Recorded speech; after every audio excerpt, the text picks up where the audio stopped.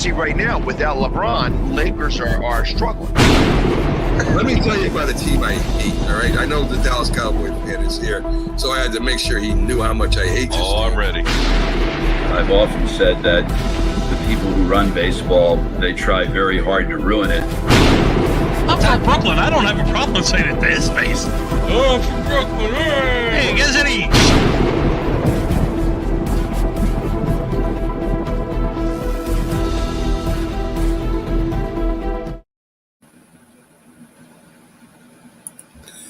This is a presentation of Northeast Streaming Sports.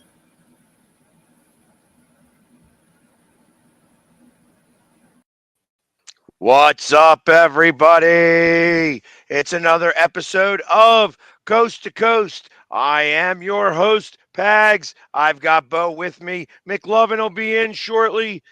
How you doing today, Bo? Doing good, my man. How about you? I went to the Flyers game last night, so Nice. yesterday was the first day of kind of like the new season, even though it's not official yet. They still have to make sure that the 49ers don't send in any type of because I think you have 3 days to be able to debate or protest the win or some sort of loss and appeal? stuff. Yeah, so not that I think that they're going to do anything like that. I think they realize they lost fair and square, and this is not like the 2020 election where nobody, Yeah. So, I don't think there's going to be any riots happening in Los Angeles at the headquarters of the NFL saying, anything like that. But that being said, like I said, today, yesterday was like the first day of the 2024 NFL season, and Chicago, you are on the clock.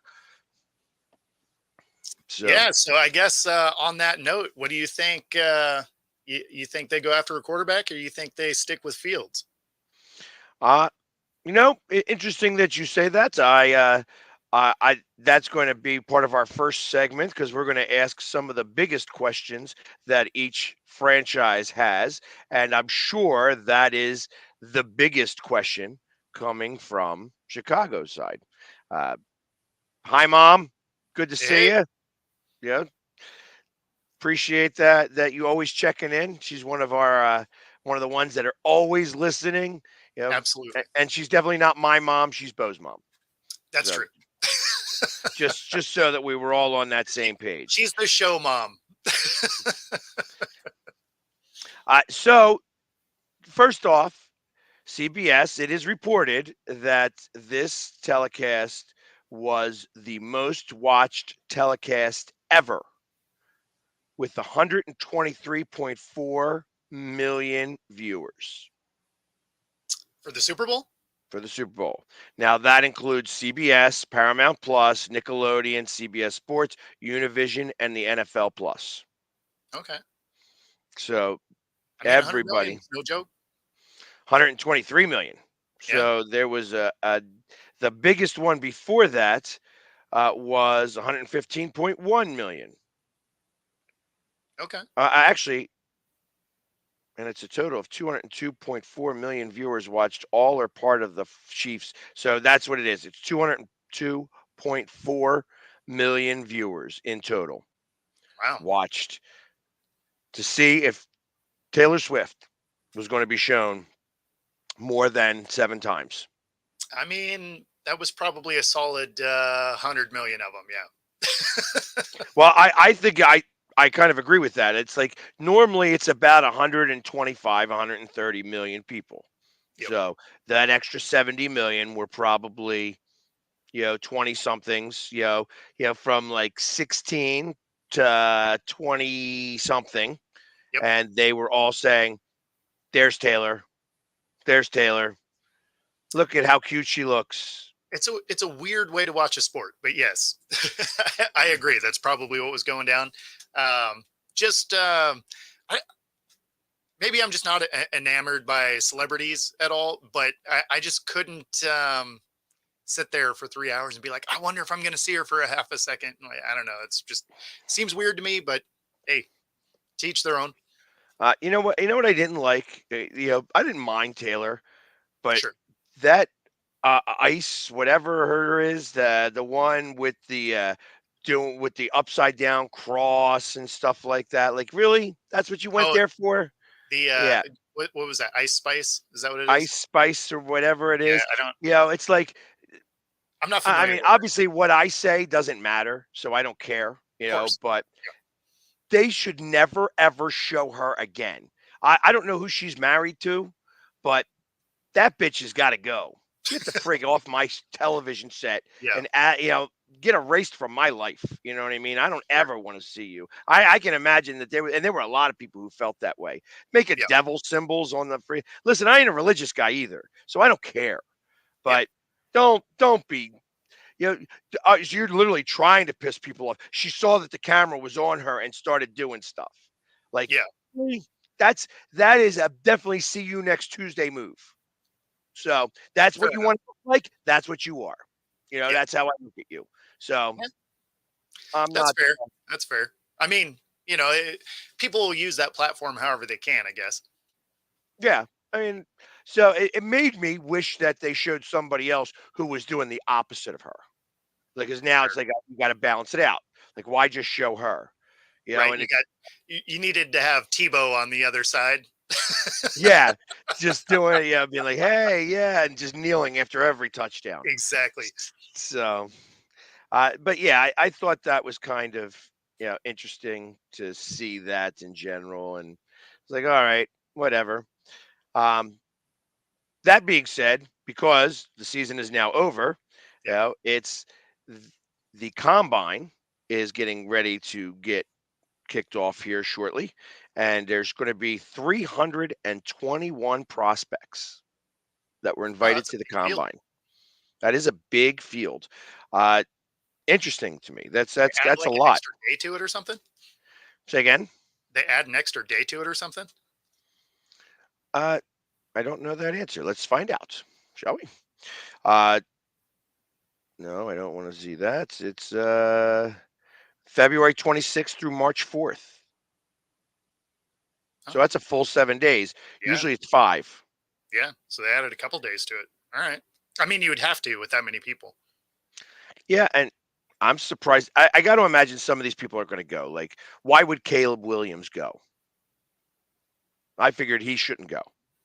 Yeah. I mean, I don't know. Sometimes you kind of need, especially because of how their season kind of fell apart a little bit at the end there.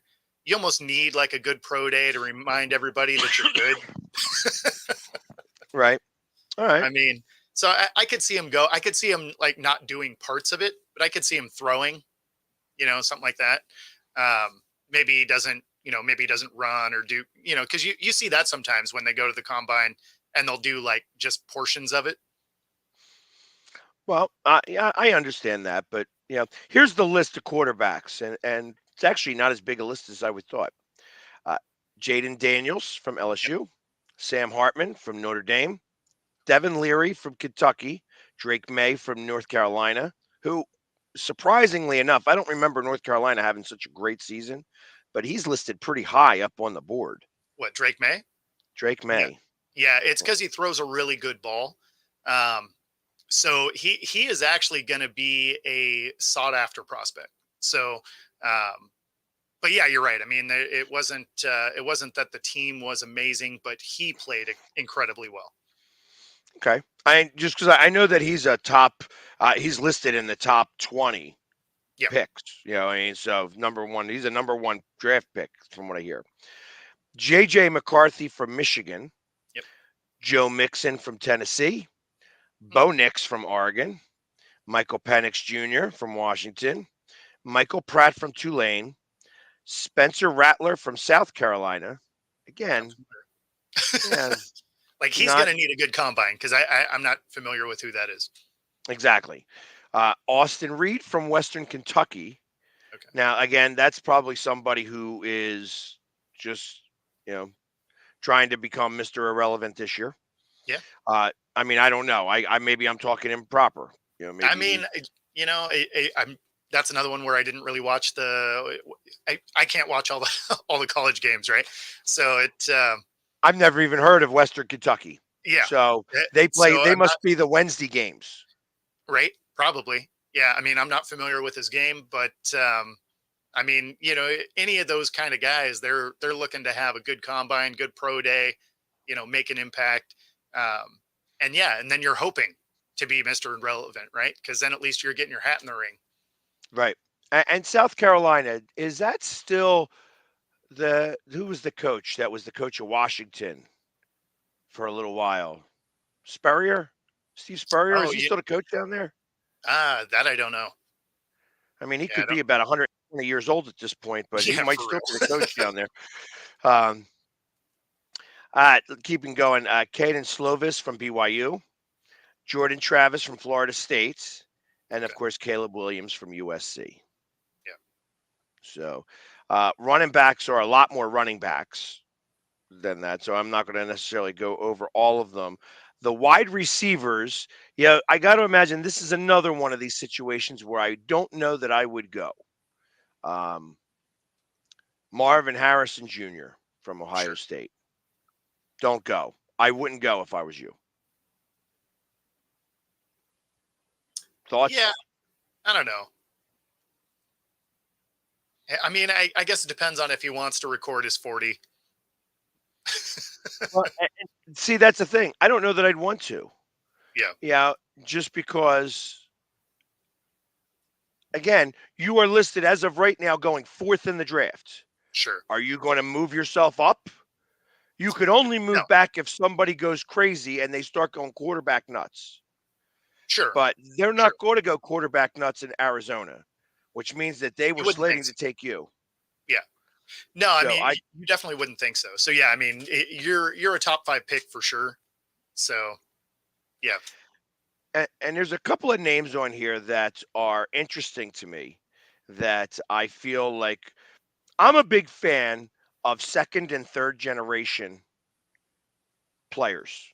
yeah, So, uh, when I see a name like in the running backs, there's a couple of names that may or may not be second generation, but there are definitely one that stands out to me just because he was an Eagle at one point, and that is. I guess that can't even be the same. No, that's not the same either. So I saw the name Thrash, and I'm like, oh, that's probably him, but no, that's not him. That can't be. There's no chance of that. well, I mean, So to save that part of the segment, Marvin Harrison Jr. is one. he is definitely one. He is definitely one with Philadelphia ties as well. So, um, and there's a bunch of different tight ends. Yep. Offensive lineman is probably the crux. The offensive and defensive linemen are a bunch of their linebackers, not a ton. Defensive backs, also big amount. So, and then specialists, there's a couple of kickers and punters, a total of 6. Okay, 4 kickers, 2 punters. all right. Well, So Belichick doesn't have a job, so I mean, they're not going to go early in the draft. there we go. I like And look this at stat. this. There we go. That's a great stat. Absolutely. 12,000 followers and go. So you could see us on the big screen on our Roku channel. Go to the Northeast Streaming Sports Professionals, or Northeast Streaming Professional Sports. We're all over the place. You could You know watch it. us on the big screen. So awesome. 12,000. And that's all because of you guys. So we really do appreciate that. So, anyways, yeah, like I said, 321 is a lot of names. There's a lot of names there, and Yeah. I wish them all luck. I don't imagine everybody's going to go. Like I Where said, if I where is was, the combine this year? isn't I, it always in Indianapolis? Yeah, oh, you know what? I think you're Indianapolis. right. That's right. So it's always there. That's right. Uh, I forgot that doesn't move. yeah, that's actually they were talking about moving it, but I don't know that that's actually going to work. Um, and like I said, I did mention it. Oh. Zimmer did not leave Dallas. He is the new defensive coordinator. I mean, They you had just, to think that was going to come together. yeah, I thought so too. I mean, It was they just met with him like 4 times. At some point, you just got to pull the trigger. probably about money, And in other just relatable news, Mitch Trubisky was dropped. He's got to go hold a clipboard somewhere else this year. Yep. Someone will I'm pick him up sure. though. Someone will Huh? pick him up. He Oh, plays just absolutely. well enough to hang around. Well, he's a good backup quarterback. Exactly. That's what I mean. He plays just well enough to hang around the league. Like he'll be that, you know, 15, 16-year vet that basically is always a backup. That will have about 4 games that he will star.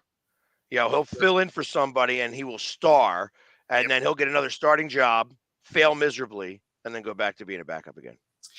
I think him getting starting jobs, the ship has sailed on that. I think everybody knows at this point that it's like, okay, he's going to come in, he's going to have a great couple of games because nobody has tape on him, and then he's going to go right back to being Mitch Trubisky. Well, that's very, very possible. We will see. Because everybody loves a backup the first couple games, right? Because nobody prepped for him. Well, especially if you have a quarterback that's got question marks in the beginning, to begin with.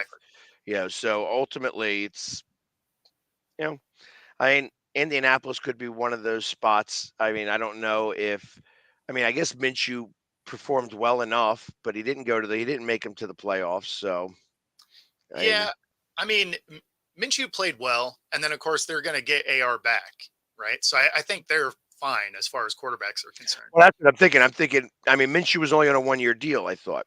So ultimately, Oh, was it he only? may move on because he did play well enough. Could he have a job where he could compete for a starting job? I mean, possibly, especially if they snatched him over to like Atlanta, That was the he, first team that came to my mind. right? Like he could Possibly compete there. even possibly even Tampa. I could see that. I could see You know, that would actually be hilarious. I would watch that because that Baker and Minshew are very similar in the way that they can either come and ball out or throw a bunch of picks.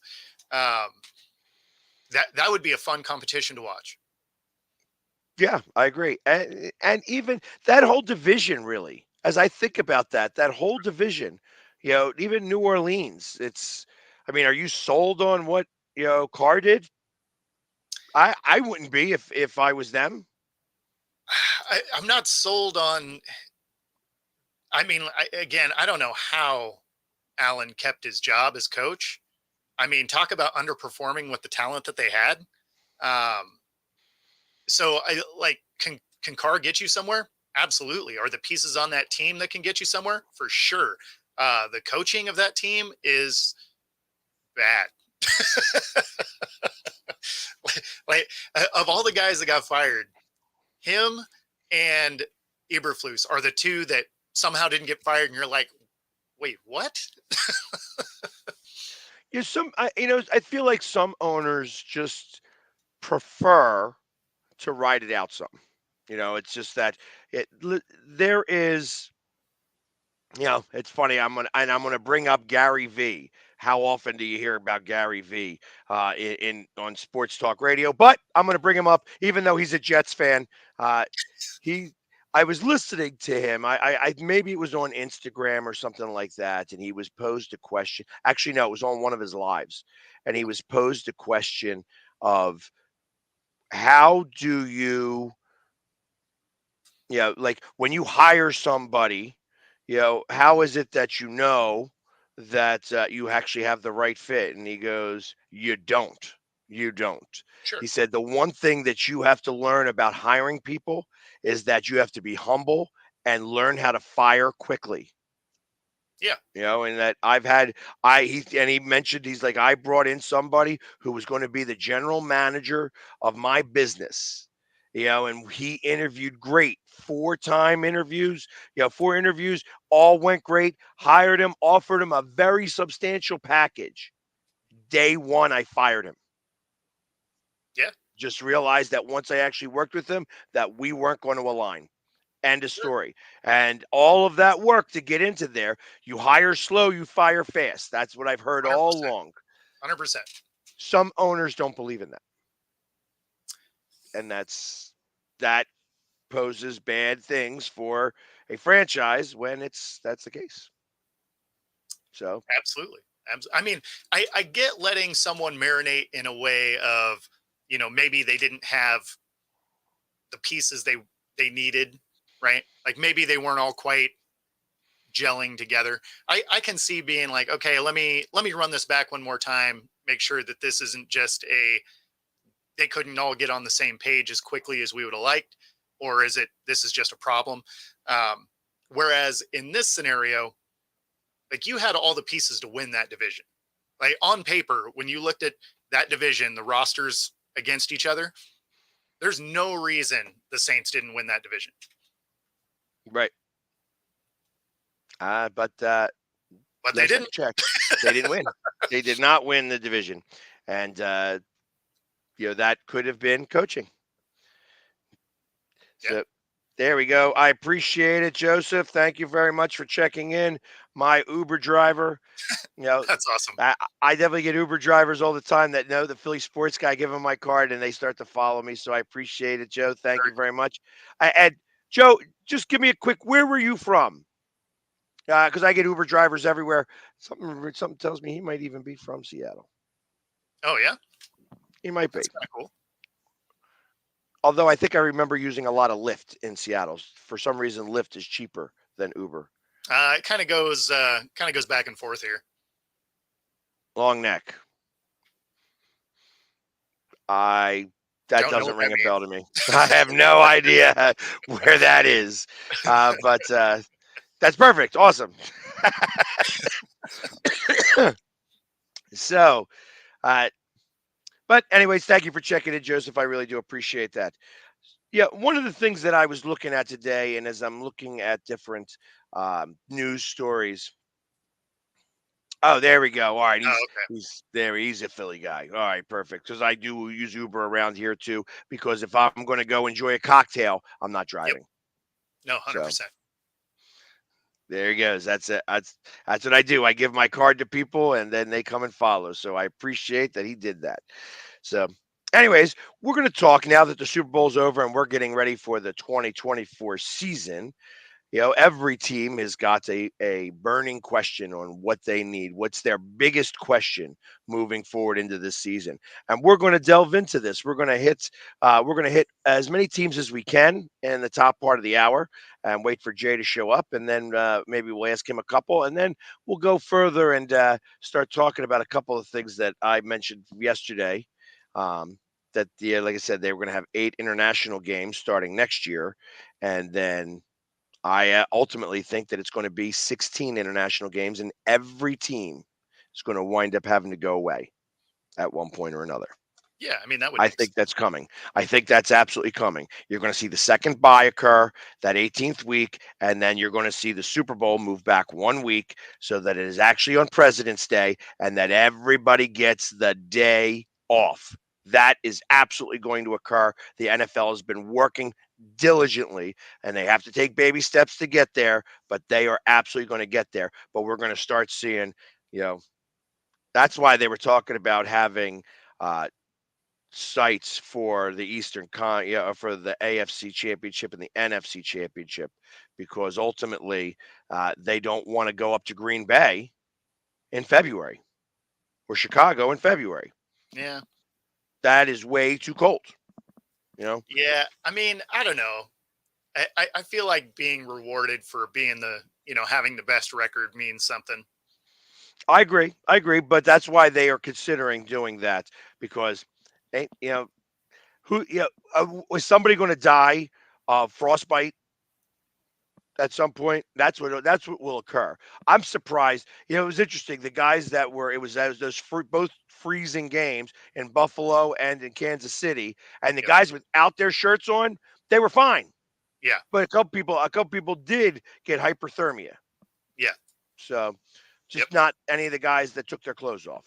It amazes to me. Amazing to me. For sure. But let's get started. In what is every team's biggest question, at least according to Daniel Valente. Not sure who he writes for, but according to Okay. Daniel, he's the one that wrote this article. We're going to find out what is the Arizona, like everybody's biggest question, starting with the Arizona Cardinals, which is in your division. Yep. And it says the biggest question is, will they make a huge move? Because ultimately, it's right now slated that they are going to get Marvin Harrison Jr. unless somebody moves up and takes him third or second or first. But I can't see Washington trading back unless it goes trading back to number 5 or 6, Yeah. because one of those teams want to do it because they are desperate for a quarterback too. Yeah. Chicago probably has an opportunity to do that, but I feel that anybody who's going to move up into that number 1 spot has got to get a quarterback. They're not going to take a wide receiver. If you're going to give up the capital to go to number 1, you're getting a quarterback. You're definitely not going to risk it on a receiver. Right. So I really believe, and even if you're doing that in the number 3 position, and what is that? The Patriots? I believe you're right. Yeah. So it's because it's Chicago, Washington, New England, and then Arizona, I Yeah, think is believe how so. that goes. Ultimately, I can't see them doing it. So I guess you have your quarterback. You're stuck with him for at least 2 more years because of the cap hit on Yeah, Kyler he'd be Murray. far too expensive to move on from. And I got to imagine that you really wish you kept in that clause saying that he had to watch the film. Everybody made a joke about it, and then he didn't watch the film. So Yeah. and that's kind of ridiculous to me that public pressure is what caused them to remove that. But Oh, see, I thought it was pressure from Kyler's camp. I thought it was public pressure. Like, hey, this is ridiculous. And, that, of course, Kyler's camp said something about it too. Like, really, you're going to put this clause in here? He had already signed the contract. Yeah. So it was already there. Oh, we're going to remove it after the fact? Are you kidding me? Yeah. Now it seems weird. And I mean, if you are not watching tape, to the point where they're saying, hey, you don't watch tape. I don't really feel bad about that being in there. Be like, hey, it's part of the position, right? You got to lead us. You got to actually know what's happening. So, I mean, you can only survive on talent for so long. Well, I hear that. And like you said, he's not, I don't even think he's the best of quarterbacks. No, So, I mean, he's athletic, right? So he can bail himself out of situations. But yeah, I mean, I don't think he's the best quarterback. Honestly, he's just kind of he's kind of like Russell Wilson was early in his career, but just doesn't have as good a team around him. okay. You know what, Joe? I will address this right here and right now just because it makes sense. I mean, I've read a number of different stories about this, and I have a Yeah. little bit of experience with Andy Reid. Like I said, we weren't the best of friends or anything like that, but I got to meet him a few times while he was in Philadelphia, back early in his career and later in his career. There are certain players that he has favorites. He definitely has favorites, and Kelsey is one of his favorites. So Kelsey gets a little bit of extra. He's allowed to take certain liberties. And in that circumstance, I can imagine that Kelsey apologized later. And they didn't show that on TV. Of Like course. he was fired up that he should have been in that play. Had he been in on that play, he would have created that block. Yep. And They'd still have the ball. ultimately they'd still have the ball. So it was in that type of moment that was done. That being said, he took a liberty with the coach that not everybody is going to be able to do, and they showed it over and over and over again. Yeah. Had they lost that game, I guess it could have gone back to saying, hey, that That's where the wheels actually fell had a off. moment. But I don't believe that. I don't think that that would have been the case. It's just the way that they would have lost would have probably played that. And I think it showed a fire from Kelsey that you almost want in your teammates. That being said, it looked bad. It did look bad. And he should not have done it. And I got to imagine, like I said, that there was a, even when he did it, you could tell that Travis surprised himself that he almost knocked him over. Um, so you Yeah. could tell, like right there, so, oh, whoa, whoa, whoa, whoa, like he tried to catch him, and Yeah. then he's just like, and then he walked away, and just you could tell he was just overly fired up. Yep. Well, And and that's how you could that tell that it took Andy Reid off guard completely, right? I mean, we don't. We'll because he never dropped know him. if it was a fine. That they may actually dock him something. That I wouldn't be surprised if there is a certain situation that occurs. They may never say it, talk about it, because they just won the Super Bowl. They don't want that to be the factor Yeah. that says all of this. And listen, let's face it. He has had a very unique year. He Yes. is all of a sudden in the limelight much, much more than he's ever been in his entire life. And No doubt. ultimately, that's the reason why they even bother showing it. I mean, like I said, they may have said something about it had he not been Travis Kelsey. Had it been anybody else that went and did that, and ultimately, like I said, he was overly fired up. He went over there as coach. He startled his coach, Yep. and then like he realized what he did and then walked away, just like, come on, like we got to get this together. It's like it was a way of trying to fire up his team and try to do whatever, and it just looked bad. It looked bad. I wouldn't be surprised if there's a fine that actually gets levied. I'm sure there will Like be.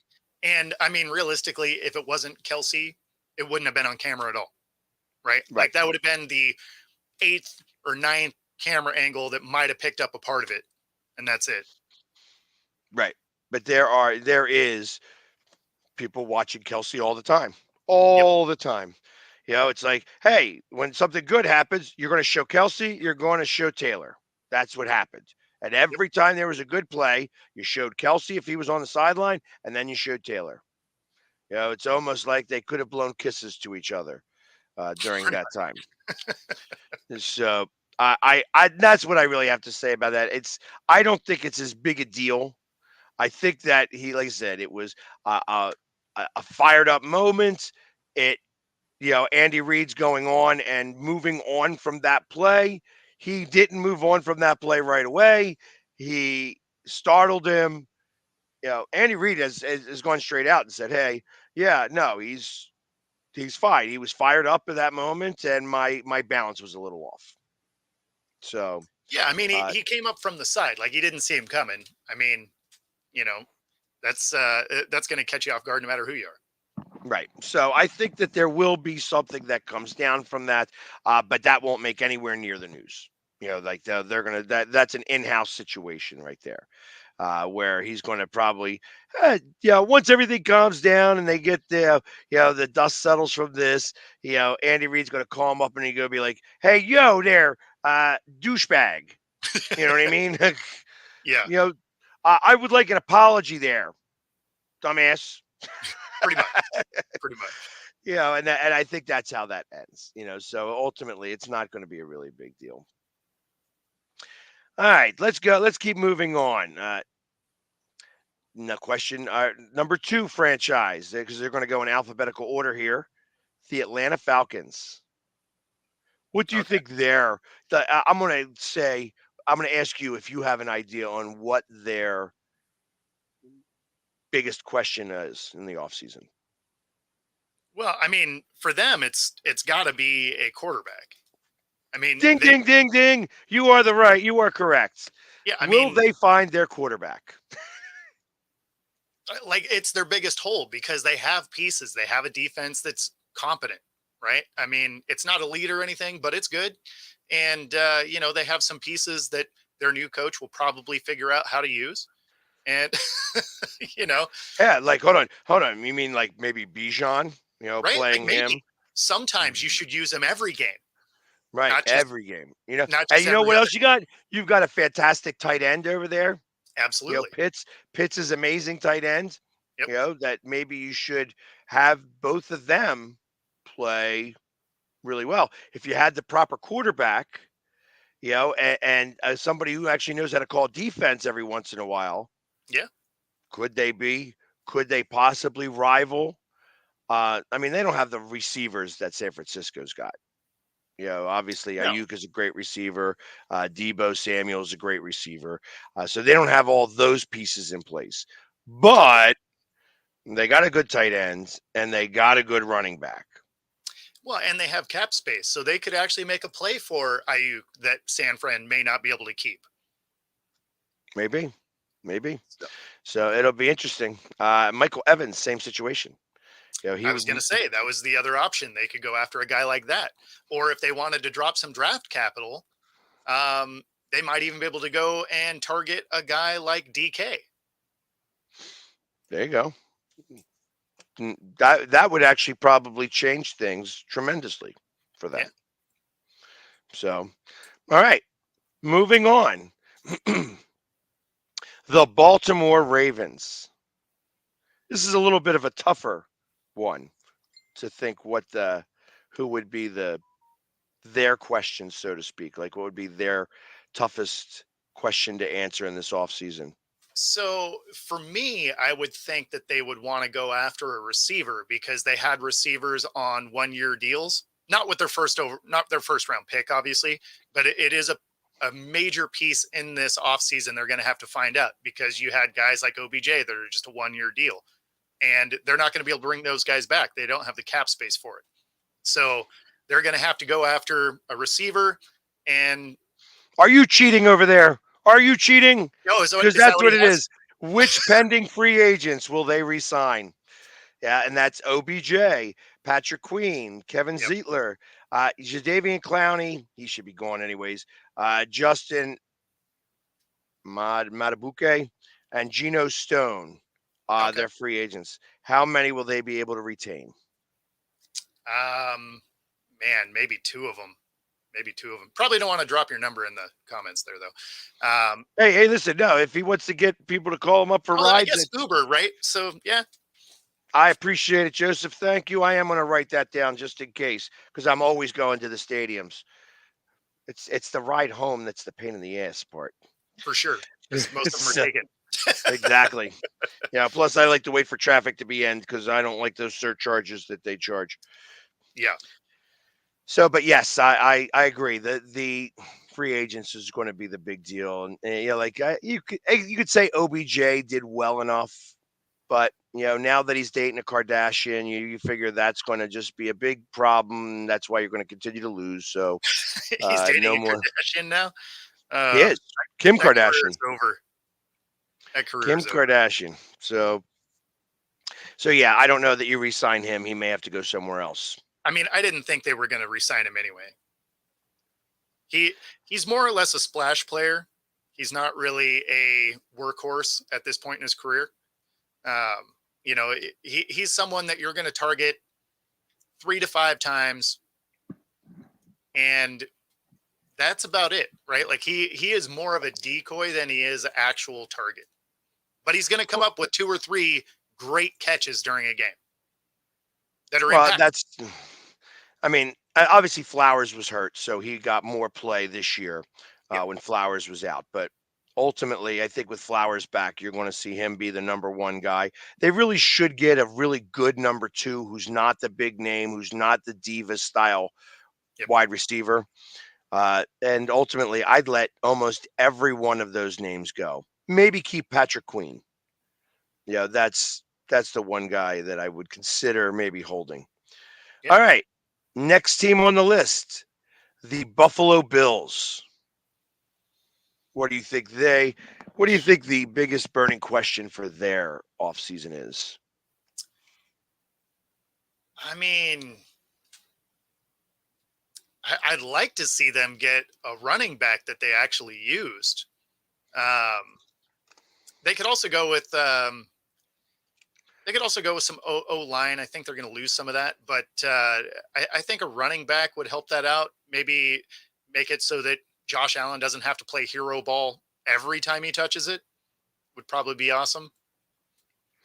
So this specifically, he says, what does the future hold for Von Miller and Stephon Diggs? Sure. That Miller was, Von had some situations occur, so he was not thinking about football in the forefront of his mind. And Stephon Diggs, you know, Stephon Diggs is, A problem. I yeah, mean, he's a diva. He's a so diva. the problem with Diggs is he is great for the first year or two wherever he is. But we've watched this movie before when he was with the Vikings, and he basically worked himself off that roster. And I think he's doing the same thing here. But I think they have him for one more year, so they probably use him. But um, but yeah, I mean, he has become more of a problem each year. Well, and And I there think you it's go. because yep, that's what he says. But I think he's a competitor, and he is good. He is No good. doubt. So, now I can't answer if he's a locker room cancer, but you know, Yeah, I don't know. he Not in did the work locker his room. way out All of. we can report on is what we see on camera, and that's always skewed by whoever's pointing the cameras.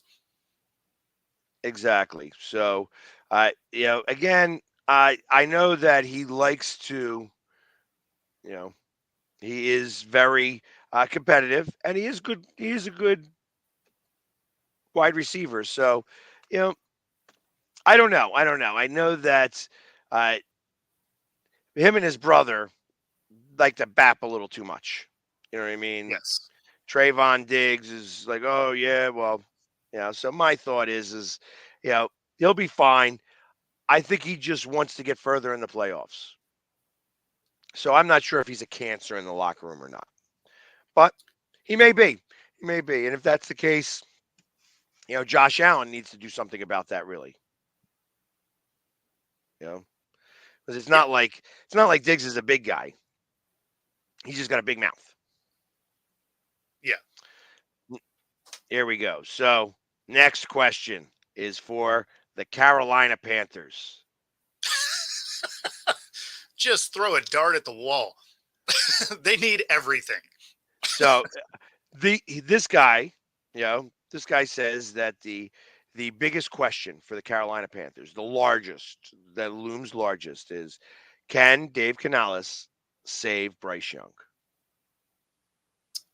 I mean, are they going to give him an offensive line so he's not running for his life the whole time? They're going to give him targets to throw to since they got rid of all of them to go get Bryce Young.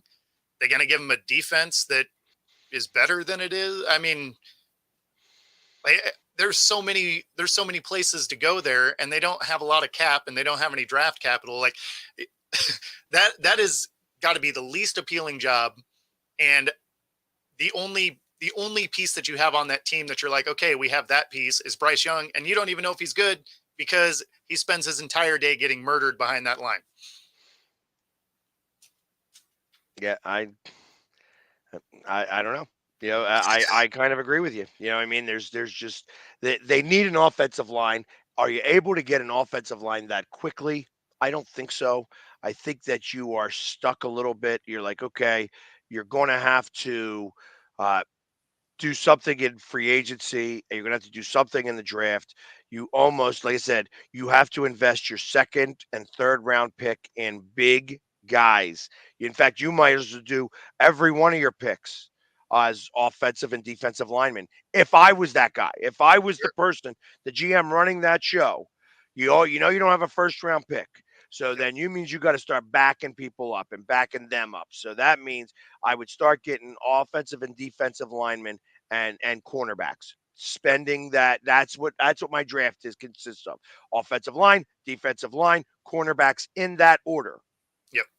And see if you can And get a solid late round tight end so he has an outlet pass. just grab the second tight end from Iowa. You know what Pretty I much. mean? And That's what you would have to do. Or big wide receivers. You Yeah, know, either or. But I would almost agree that they should take a page out of the San Francisco playbook and go back to a fullback and get a fullback sure, almost. That absolutely. would be somebody who can actually block in the backfield and could just give a little bit of extra protection. It's almost as if it would be worth it for them to go into like a wishbone formation Yeah, no, I where could you see that.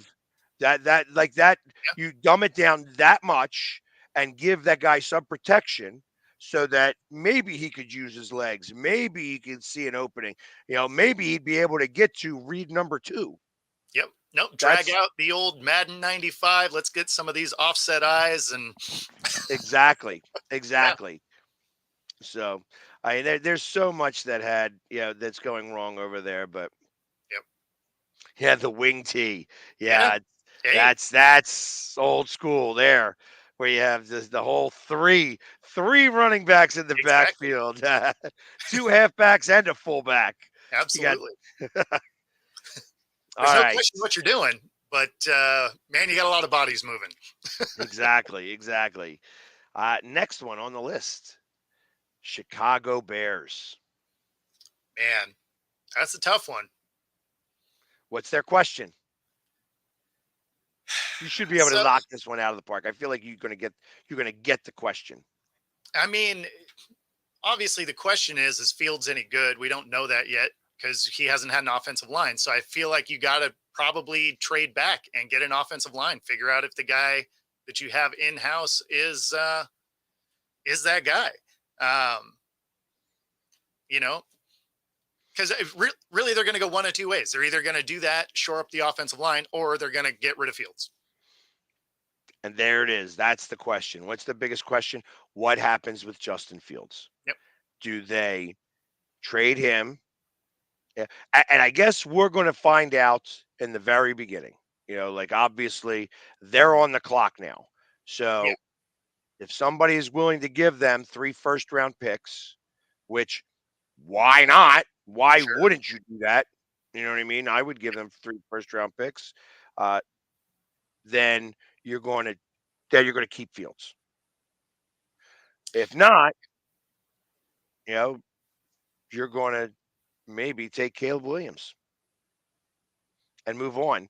And then once you draft Caleb Williams, where is Fields actually go? Like, and not go, but like, what type of draft pick are you going to get for him? You're going to You get a almost going to trade him beforehand. you're going to get a 3 probably at best, right? Because at this point we still don't know if he can play, right? I mean, the yards that he got mostly came with next to no air yards, right? So he was throwing inside the 10, a lot of things to the flats, like bubble screens, stuff like that. I mean, he didn't press the field all that much during the season. So, I mean, and any quarterback can throw to the flat. You and I could throw to the flat, right? I mean, you don't have a lot of pressure yet because it's soon as the ball's snapped. But yeah, I mean, it's I don't know. I think a 3 is probably at best. It's probably going to be like a 4 with an escalator, right? It's going to be. We'll give you a 4 if he does well. It could become a 3. And then there will probably be, something the following year, like a 5 or a 6 or something, right? Like there'd be a little bit of a package, but it's not going to be anything great because we haven't seen anything yet. Yeah, and what Dustin's saying here, I think that's way too much. Oh, there's no Way way too you give up a much. first rounder for him. No way.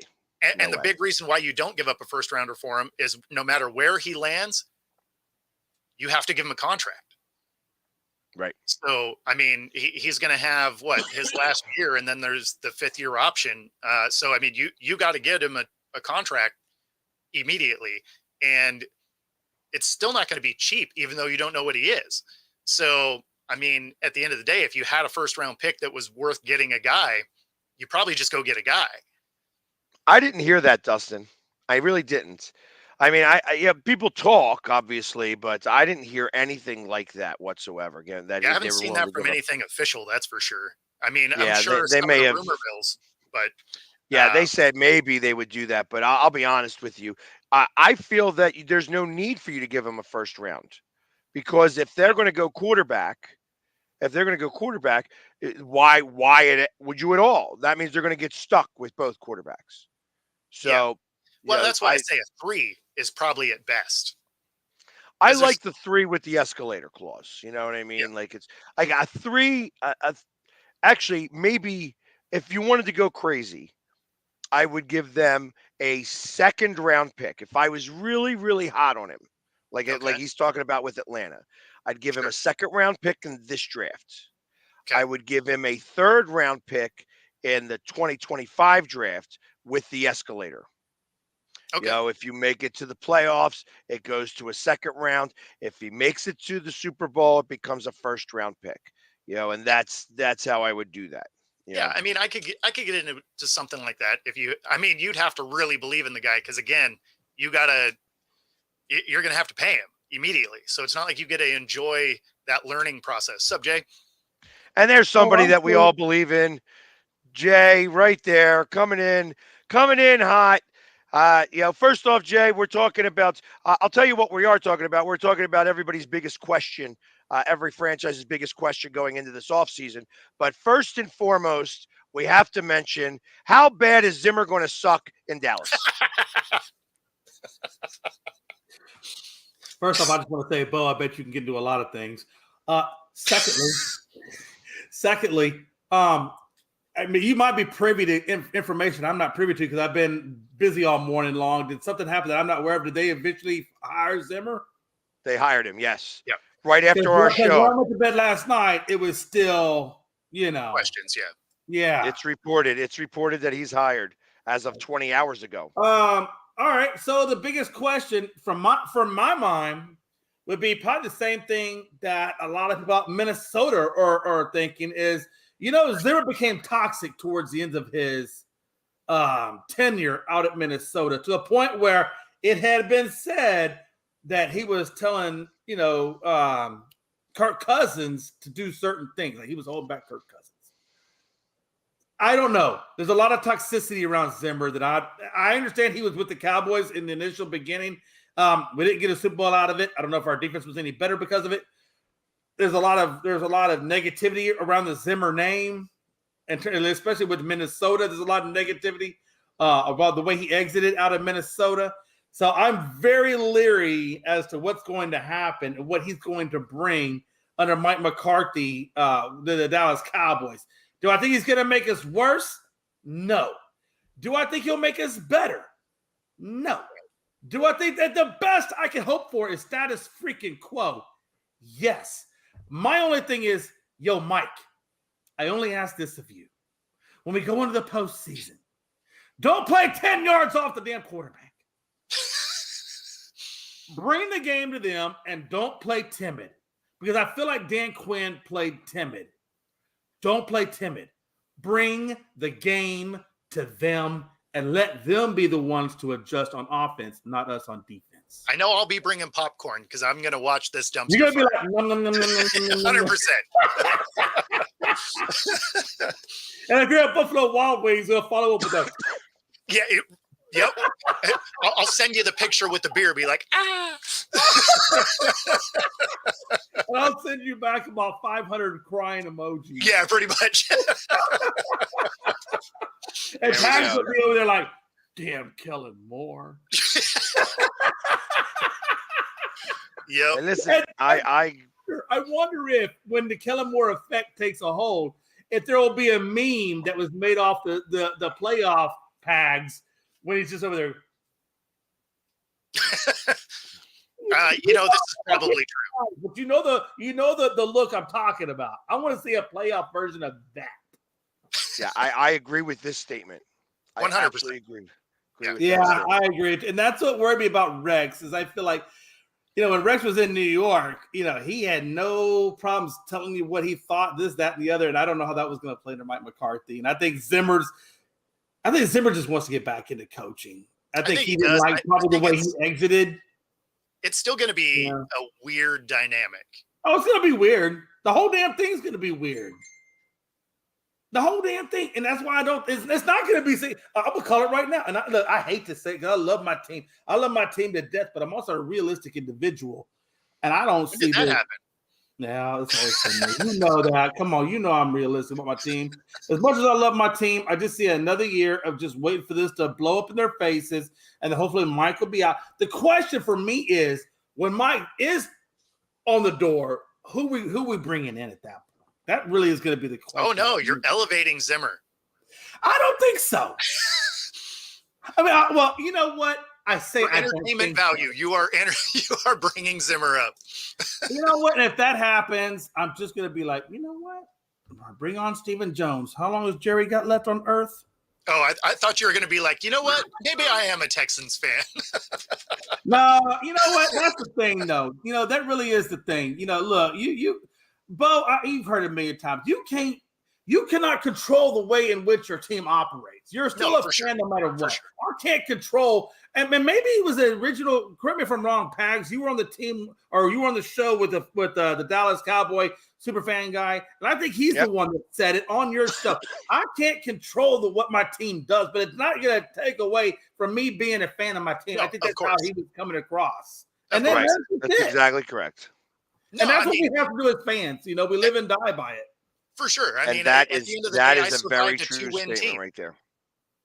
And if Coach Prime comes in, okay, let's see what he does.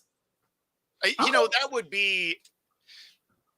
I don't know that it would work, but it would But I'm willing to take a chance. It would get Jerry all the cameras he wants. Oh God. Oh, it would be so hyped up and media. It'd be crazy. But then again, when it goes south, that's just going to give Stephen A. even that much more crap to talk about the Cowboys. Stephen A. will be all over that, like right on rice paper. Let me tell you, baby. And, you know, and that's all that's going to do. If it blows up, it's just going to give Stephen A. probably about another 5 or 6 more years added on to his contract with content. So, I mean, similar for Skip, right? Because he's just that ultimate Cowboys homer that and you're right I can't stand him either. I cannot stand him at all, not even a little. I can't stand either one of them, to be honest with you. I'm not a Stephen A. and I'm not a Skip. I like to go somewhere in the middle of all that, but Colin Cowherd. you know who I like, honestly? I like Michael Wilbon. Michael Wilbon's okay. I'm just trying to say, the more down the road in the middle of the two of those guys, I'm kind of that's kind of where I fit myself into. Yeah, is it Michael Wilbon? Is he the one that does that? And Kornheiser, Wilbon and Kornheiser. No. I thought you meant the actual the guy who calls the games. Michael Wilbon. He's the black guy with the bald head. Him and Kornheiser. Yeah, I was thinking the other black guy with the bald head. So it's not like that though. Like I kind of go down more that road, honestly, than the other two. Understood. Well, listen, hey, we're just about at the top of the hour here. This is a good time to segue and take our break. We'll come back here. We'll ask some more questions about the franchises coming up here. Yes, Mike Tirico. I appreciate that. Thank you. So let's take our break right now, and then we will be back for the second hour of Coast to Coast in just a few moments. I hope they got my. I mean, you can see right now, without LeBron, Lakers are struggling. Let me tell you about a team I hate, all right? I know the Dallas Cowboy fan is here, so I had to make sure he knew how much I hate this team. I'm ready. I've often said that the people who run baseball, they try very hard to ruin it. I'm from Brooklyn. I don't have a problem saying it to his face. Oh, from Brooklyn. Hey, isn't he?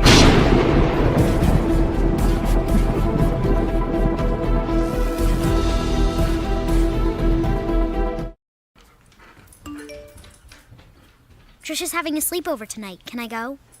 I wonder about Lucy's friends. What should I say? I know you're only 10, but one of these days a friend will offer you a drink. And alcohol at your age can lead to so many things. None of them good. So can I go to the sleepover? Lucy, I want you to promise me something. I finished my homework. Bigger promise. If there's any drinking, I want you to say, "No thanks, not my thing." Mom. I promise you. Your real friends won't care. Deal? Sure. Really? I promise, Mom. They really do hear you. Did you pack your toothbrush? For tips on how to start the talk, visit underagedrinking.samhsa.gov, a public service message from the Substance Abuse and Mental Health Services Administration. Supporting the needs of our veterans.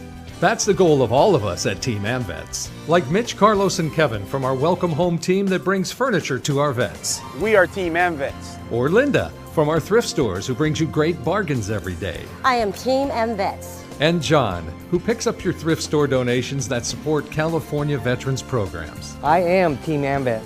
Visit our website or a Team AmVets thrift store to donate or shop today. Join the team!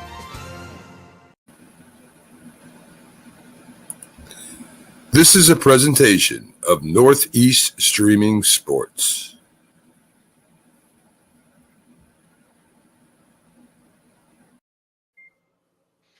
And we are back with the second hour of Coast to Coast. All three of us are here. All three of us all believe that Mike Zimmer is going to suck with the Cowboys and that franchise is going to fail miserably. So as we keep moving forward, because the Dallas Cowboys are coming up on our list to find out what their biggest question is in the offseason, we are at right now with the Cincinnati Bengals. And I'm going to hold off on my quarterbacks thing for the next time, for tomorrow. We'll talk about that tomorrow rather than today, because I like these questions here. May I say just one comment? No. All three of us definitely are. All three of us. See how I did that? I raised my hand, so I want to make sure I don't over talk to anybody. I'm learning to be more professional here. All three of us definitely are definitely what Pags just said. But I also would like to say, and Bo, I hope I'm not over speaking you, that 2/3 of us think that Kellen Moore's going to suck for the Eagles. I'm not sure which one is the one that thinks he's going to be good. That's what I was wondering. Who thought he was going to be good? Yeah, who's the 1/3? I didn't want to speak for Philip because it was his team. I wanted to give him the option to say, "Yeah, Jay, you're right," or "Yeah, Jay, you're wrong." Listen. I am absolutely going to hold off and not say anything until I actually see. I want to be able to see what's going on. I have spent too much time. I've spent too much time talking to Cowboys fans, and they've been too very critical of Kellen Moore. Yeah. So and you haven't watched that games that feature Kellen Moore. Have you not done your homework? Well, I mean, the thing is that Chargers offense did move the ball and put points on the board. Really, how many did they put? Because last time I checked, they didn't make the playoffs. So did they put it? Yeah, of course, but they also were hurt. Yeah, they also got hurt. So their wide receiver got hurt. I hate that with the Chargers because that's always, if you want to know if you can be successful or not, and if you're not sure if you can be successful, just go to the Chargers. And if you suck, you can always blame the injuries and go somewhere else. The thing is you lose your franchise quarterback. I don't care how good of a coach you are, you're not going to be great, right? Oh yeah, so, but let me ask you this. But let me ask you one question. If you're a coordinator and you're looking for a job, do you not see that San Diego would be beneficial? Watch this. If they suck, you blame injuries. If they're great, you say I did it despite injuries. Do you not see that there's an out there no matter what? So let me finish what I was trying to say there. That offense was putting up almost 400 yards a game, mostly in the air, and we're putting up on average about 28 points. That wins a lot of games in the National Football League. Except when you're in San Diego. Where their defense is giving up 38 points. I know. You have the worst I'm sorry, defense. that was just me being petty. I mean, when you have Staley actively trying to sabotage his own defense, yeah, you're not going to win. But, I mean, the offense played well enough to win.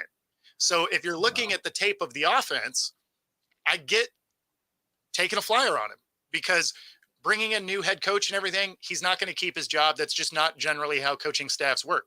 So he was going to become available anyway. So, yeah, I mean, you take a flyer on him. Why not? So basically what we're saying is Philadelphia is the litmus test if he's good or not good. And Pags, if he's not good, how long do you think they give Kellen Moore before they pull the plug? 2 years. No, I'll be honest with you. If he's not good, that whole coaching regime is going to be gone. Well, yeah, I mean, yeah, if they're bad, like if they're out and out bad, yeah, it'd be one and done. But like if he's okay and they get in the playoffs, maybe it's a wild card or something, he gets a second year. Well, and ultimately, I still think that even after everything's said and done, that Washington and New York are both not going to be able to do enough to be able to get the number one seed in the East. You know, and I'm just saying to win the division. I'm not talking about the number one seed in the conference. Just saying to win the division. It's going to be between Dallas and Philadelphia again. Sure. And ultimately, and the fact that we have gone 20 years without the same team winning it twice is going to happen again. I think that the Eagles will win the division next year. I think there's going to be a big I'm not going to resurgence. go against that because you're right. That has been the pattern, right? I mean, it's been the pattern.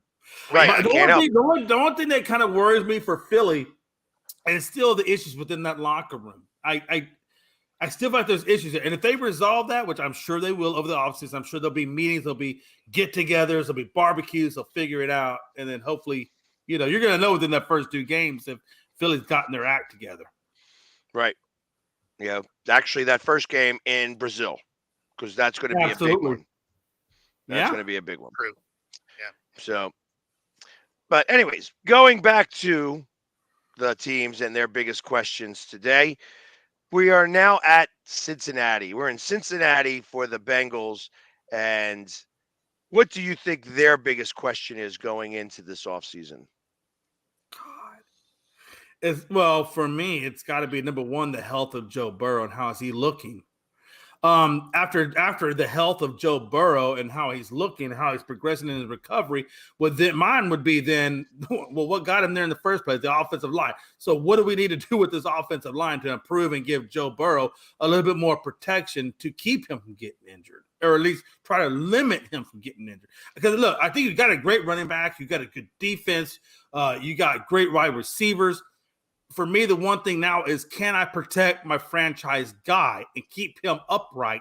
And that's got to be that offensive line. So that's a good question. That's a good question for them, but it's not the biggest question, at least not by this reporter.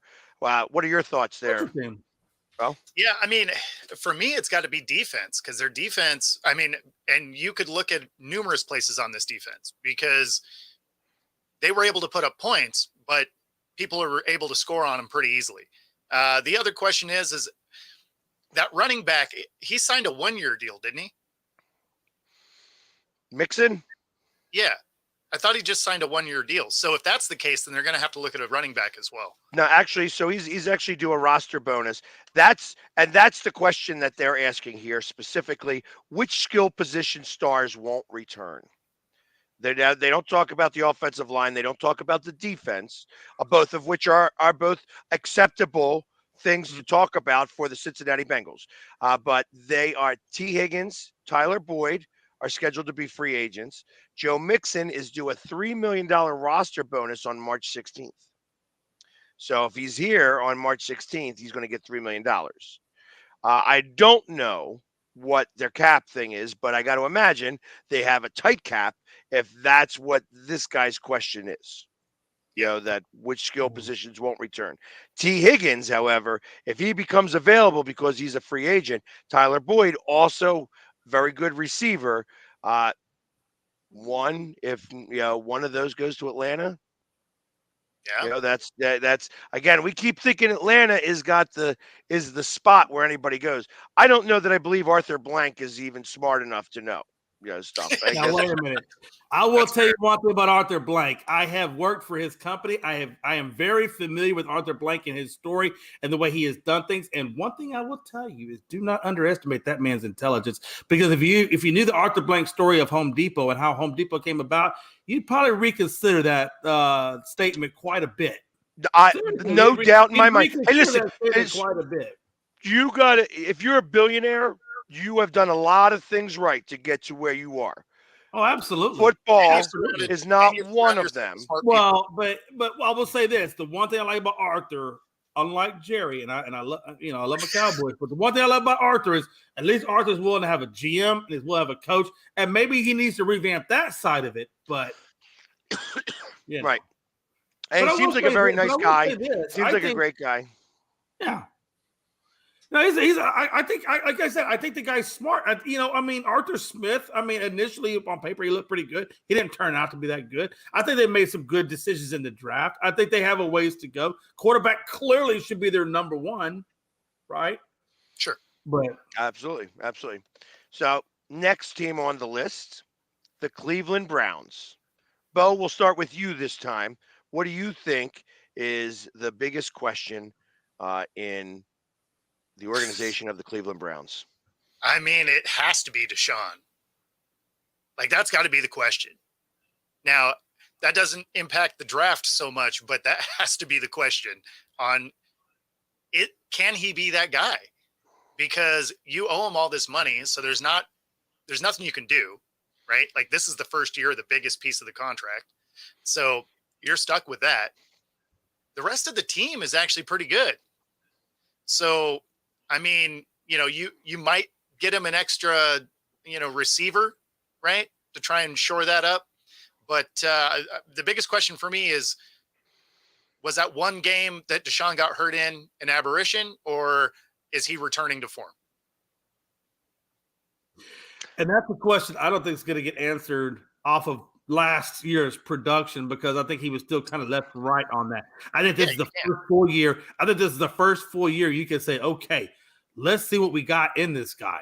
Out of all the crap, and let's be honest, the Cleveland wasn't exactly the smartest team giving him all that damn much money, but I guess that's what they felt they had to do to get this guy over there, and resurrect their team. Of course, Sean has had just a myriad of, whether it be injuries or rust, because God knows he sat forever and couldn't play. There's a lot of things that have hampered Deshaun down to a certain point. And I'm not saying Deshaun's the guy, because I know Pat saying, I'm not saying Deshaun's the guy. I'm just saying this is the first year you're either going to say he is or he isn't. And if he isn't, well, I'm saying that he's. The only reason why I'm shaking my head is because you take away all his massages, and all of a sudden he's just an average quarterback. So maybe he's really average, because obviously Cleveland went after him for a reason before all that happened. No, seriously. Cleveland's not investing that kind of money if this guy wasn't doing something prior to the incident, right? And listen, I don't know, as somebody said on his team, Amari Cooper, how do you follow somebody into battle who oils up his booty hole? And again, hey, look, if you want to talk about the stigma of what happened as to why he can't be great in the league or that or the other, well, then so be it. But I don't think Amari Cooper, I think he was just saying that out of whatever. I don't think that really holds a lot of weight. It doesn't. So Cooper likes teach their own. He's Amari Cooper, he's an athlete, and he can say things, right? But any Joe Schmuckatelli says that, we're just looking at it as, okay, that's just making fun of somebody. But there's no legitimate weight behind it. So, all right. So let me ask you this question, because this person, this writer actually writes, it's not Deshaun Watson is the biggest question, because you're stuck with Deshaun Watson either way. You're stuck with him. You are. Will Kevin Stefanski or Ken Dorsey be the one that calls the plays? Okay, that's interesting. That is interesting. I haven't heard of any rifts. I haven't heard of any rifts between the two. I'm still saying I think Ken Dorsey calls the plays, unless it comes out. Unless it comes out, from Stefanski saying it differently. I still think it's Dorsey. Yeah, I think it should be Dorsey, but it may not be. Yeah, no, it should be Dorsey, but it's funny. I'm kind of leaning towards Stefanski, really. So that's the biggest question. That is a very big question. Yeah. Well, I just know when McCarthy did it, it wasn't like we guessed. Like, he came out and said, I'm calling the plays, and it was what it was. So I got to imagine it's going to be the same way there. I think Stefanski's going to call it. Wouldn't he just come out and just say it? Or is it just... I don't know. That's just their off-season question. So we will find out the answer to this question come September of next year. Yep. But the next team on the list is the Dallas Cowboys. And what would be their biggest question, you know, according to this writer, but like I want to hear what you guys have to say first. Yeah, I'll, I'll I'll just go. say. I'll be No, short. go I'll ahead, be Bo. I'm short because sorry. you're going to be long-winded. I know it. No, actually, I really wasn't going to. I'm going to go with the running back You're position. such an a-hole. The running Go back ahead. position for me is a real question because Pollard, his contract is up. I don't know that they re-sign him. They got some stuff to figure out there. No, absolutely, and I wasn't going to be long-winded at all. I think it's a two-parter. And it's very short. One is yes. What are they going to do? And I'm not going to keep it limited to just Pollard. I think we talked about this recently with Pags in terms about the $19 million cap and what are they going to have to do to get up underneath that, and who's going to get cut and who's not going to get cut. So I think their number one issue with the Cowboys is the cap and what they do with it and how they are able to maintain the team that they have and be sustainable at the level at which they were. Number one. Number two is play calling. They got to get this damn play calling under control. And Dan Zimmer really was, or not Dan Zimmer, now I'm combining names. Dan Quinn, I'm sorry, I'm combining names here. Dan Quinn clearly did not call that game. Now we got Mike Zimmer in. And what's the effect of Mike Zimmer going to be on this team? And how are they going to call it? So I got play calling and cap as the two biggest improvements the Cowboys got to work on. And I think that, according to this writer, you guys are both kind of in the mix there because the question is, how does this team get over the hump? Just how do they do it? And it's going to take some unique capology and some players because they don't have it and they don't have the money. So you're going to have to get a little lucky here. Yep, you're right. Just a little lucky. Yeah, I agree.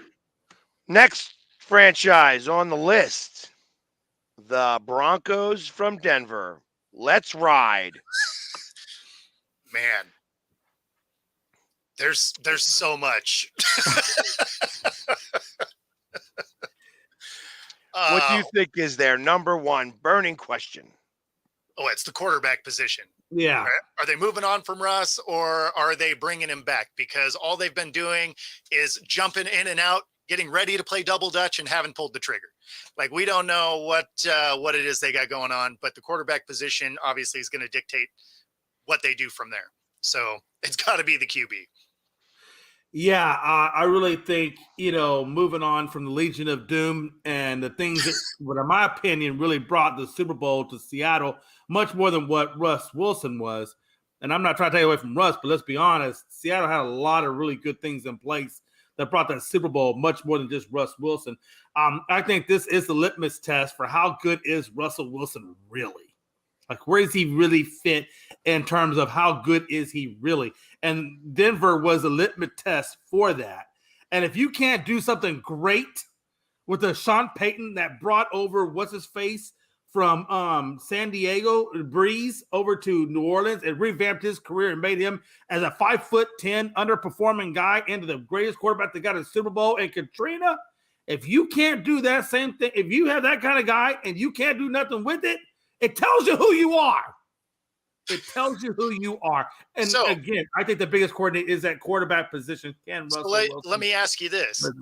Do they, because now they've walked back that statement, like, oh, we're talking about how, he could be here in Denver, mostly because their accountants probably were like, hey, like there's 3 digits before the comma, that we got to worry about here.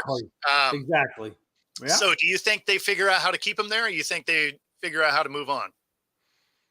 And if you're going to move on, who are you going to move on for? Because then, and I think a lot of that part Stidham's their guy. Well, okay, right. Or, and I'm asking because this is all relevant, is do they move up in the draft to try to secure their guy of the future, making Russ irrelevant? I mean, they wouldn't really have to move a lot. No, right? I don't think they do. They got the 12th overall pick. Yeah. So, I mean, they're not going to get, the top 3 guys, but it's a deep enough quarterback draft. They can get someone. But if they do, who wants to trade for Russ with that contract? Well, and I just found out very quickly, and you are correct. You guys are both correct. This gentleman asks, "What's the plan at quarterback?" All signs point to the Broncos cutting ties with Wilson after 2 seasons. If that happens, how will Sean Payton choose to replace him? Uh, they do hold the 12th pick in the draft. Here I go to find out. So I ask, what's Russell Wilson's cap hit? 35,000 or 35,400,000 is the cap hit, but he's got dead cap value of $85 million. Yeah, it's gonna cost them to let him go. Yeah, it ain't gonna be cheap. No, that's the thing. Is it almost renders your team useless to move on from him. That's why I said it had to be the accountants going, "Hey, you know what? Maybe he should stay," because otherwise we have to let a lot of people go. Well, dead cap is 85 million, but that doesn't mean that he has to, because that would go over the entire length of the contract still, even if he was to go. So it would only be $35 million, $35.4 million for the year. I got you. So it's not the worst thing in the world. They just would be eating that for a couple more years, so 2 more years after that. Next, the Detroit Lions. What do you think their most burning question this year is? Can I answer that real quick? It's got to be play call. It's got to be Dan Quinn. It's got to be Dan Campbell, and his play calling in the last quarter of that game. Because let's be honest, this team is good, and they only faltered. They're only there or not there because of the missed call by Dan Campbell. Not because I don't think so. I think that there's. I know you don't got to think so, because if it was, it'd be a weird show. Well, yeah, come on, you don't go for the field goal. Why don't you go for the field goal? He stayed true to what it is he was. I wasn't mad at that at all. For me, I think the secondary is a question mark a little bit, because you can throw the ball on that defense. So I would look a little bit at that secondary as far as getting that to be a little bit better. All right. Actually, and this writer says, how much will it cost to extend Jared Goff? Right now, his deal expires after this next year. Yep. He's making $33.5 million this year. Daniel Jones is making $40 million this year. Just to he's going to set the market if he gets the extension per year. Per year, he'll set the market. That's the way it always goes. When you make it that far in the playoffs, you're gonna. I don't think Goff resets the market, man. I know you say that. But you also didn't think that Deshaun Watson was getting a 100% fully guaranteed contract too. So let's strength on that.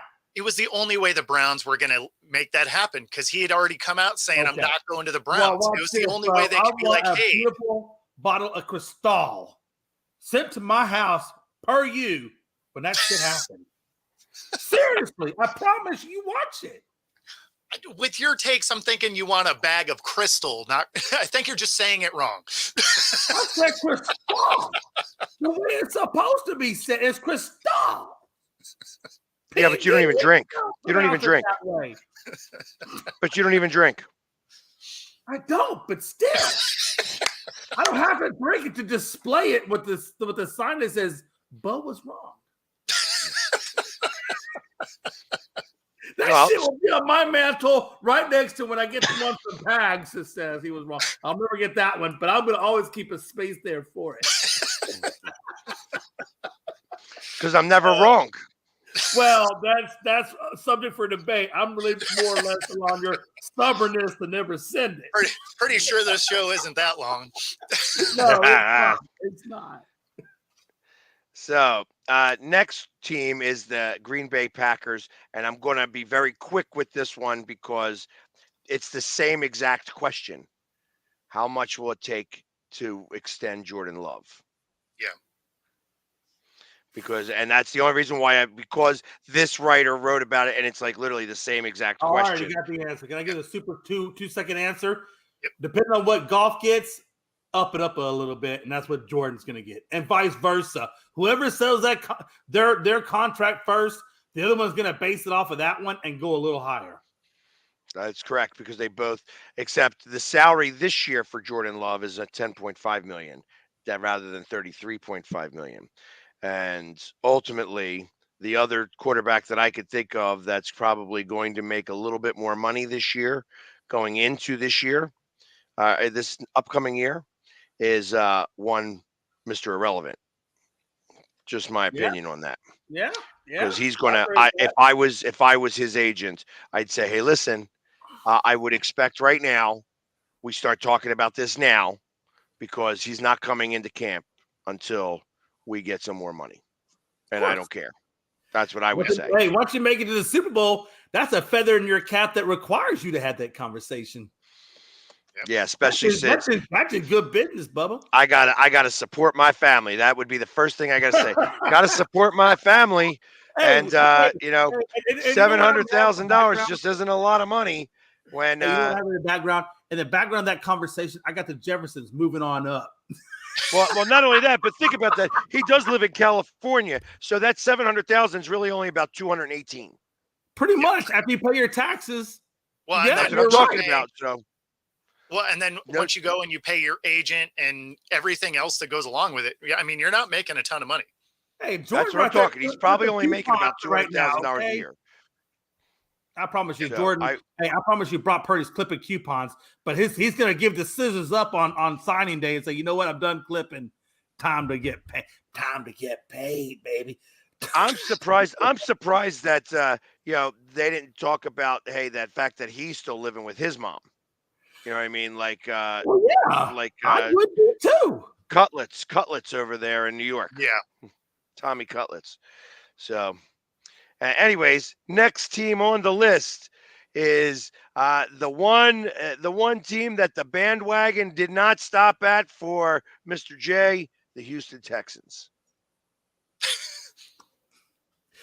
Yeah, you know what? With the Texans, I really like this team, man. I really do. I mean, they have a lot of things really going well for them. And if there was one spot I would say for those guys to add on to, it would be probably on the defensive side of the ball. I would like to see them get a complimentary in route, or even if you want to play, if the best available is at the linebacker spot, I'm even okay there too.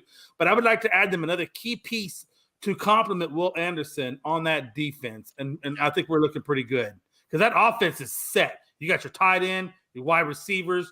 You know, if they want to go for a running back, maybe, but I think you're okay at the running back spot. Defense is where I think we add on, and I think D'Amico being a defensive guy, I think that's what he's thinking. Yeah, I'm actually with you there.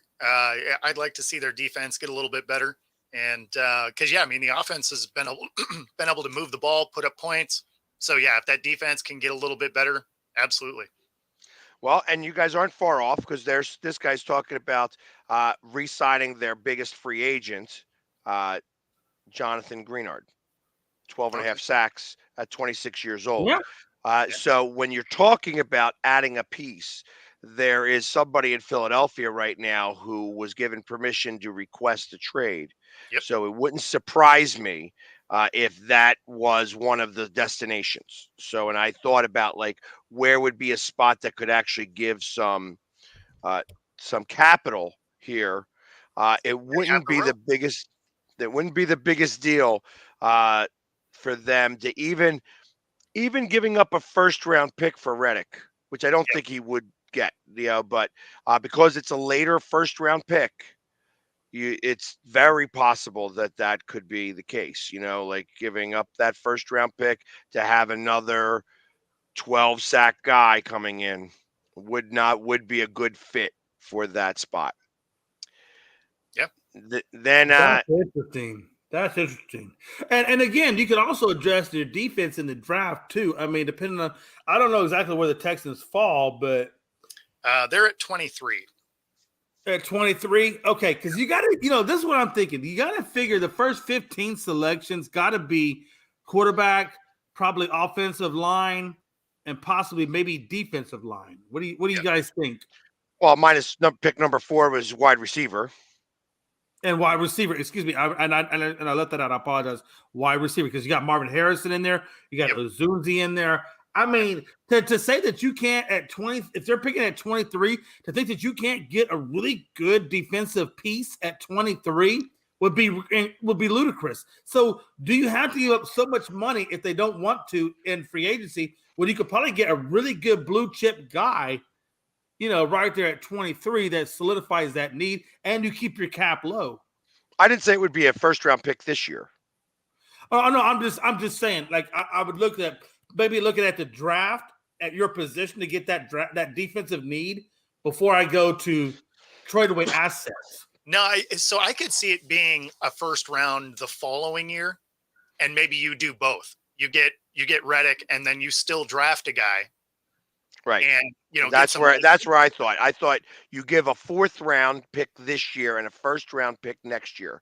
Sure. And you try to build off of that. So it's almost like this is like that's like an NBA style trade where you are betting on the fact that you're going to be better this year than you were last year, so that you're trying to give them a worse pick. So it's like, hey, we're going to do it's almost like a top 20 protected pick or top 23 protected pick. Because we got the 23rd pick, we're not going to give it up this year. We figure we're going to give you pick 27 or 26 next year. And here's the thing. Let me ask you guys this too. And this is what I think about when I look at futuristic things. The one thing I learned about this year specifically with the Texans was they got 3 wide receivers that in their own rights could be wide receiver ones. No, they got a ton of talent. Like, what I'm saying is, so what I'm saying is this: they've all proven that they can be 1,000-yard plus receivers, given the opportunity. So I'm wondering, when their contracts come up, what are they going to command? And that's why I'm wondering, when we're looking at the Reddick situation, it's going to have to be with those guys in mind. Like, don't give up the whole world for this guy. Give up what you think is appropriate, but not so much so that you can't afford when these guys come up for contract that's just going to put you into a Dallas Cowboy $19 million above the cap situation. That's I'm sure they're looking at all of that, right?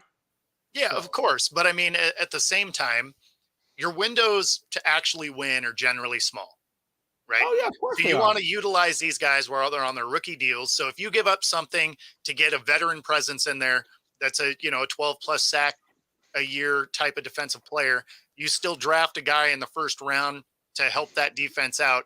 You have the dynamic, offensive play that they had this last year.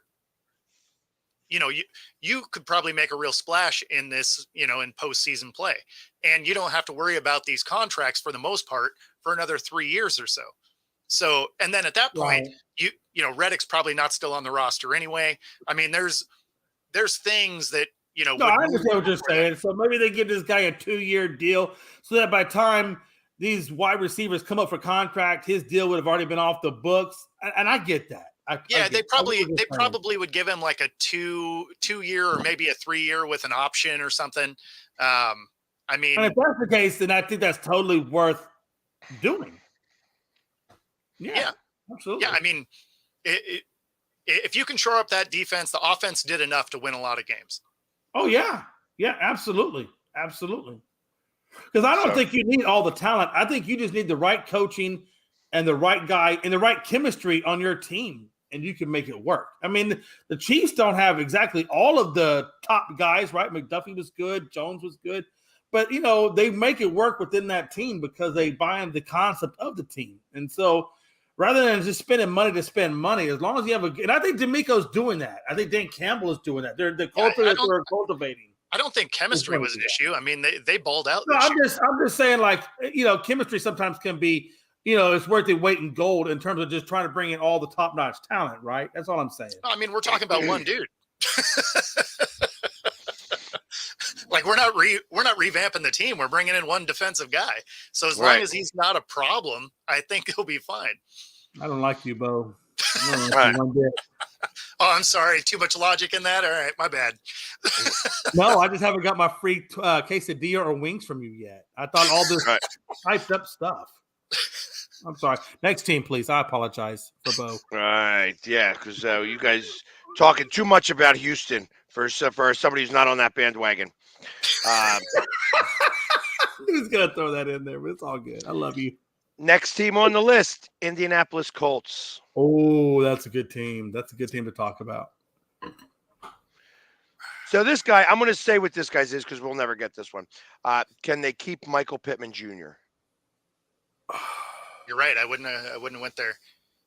Yeah, I wouldn't have gone there either. Is he? So I'm assuming because that's a question, that means he's up for contract. He is, and he had his best season. He had 109 receptions with 1152 yards, all from Minshew. A lot from Minshew, or most of this from Minshew. Well, yeah, AR and was hurt most of the time, so right. And they were talking about possibly putting the franchise tag on this guy. That never makes guys happy, that's for sure. They do have the 15th overall pick, so I mean, they could do some stuff.